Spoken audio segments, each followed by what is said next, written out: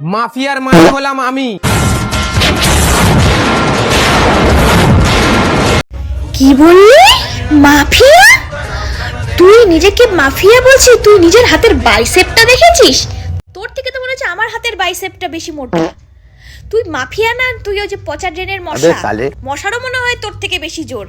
আমার কথা বলতে ভয় লাগছে, যদি আমার ফুটে তুই উড়ে যাস।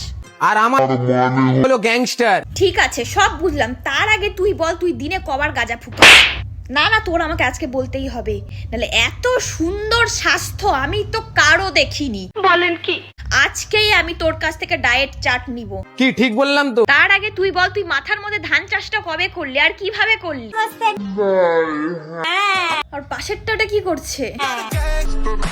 মা চোখটা মন করছে কেন আবার? ও, ওর মনে হয় ভিডিও করতে করতে হাগা পাই গেছে। বলি কি, মস্তানের যদি এরকম ছিরি হয় তো সমাজে তো মুখ দেখাইতে পারবো না আমরা।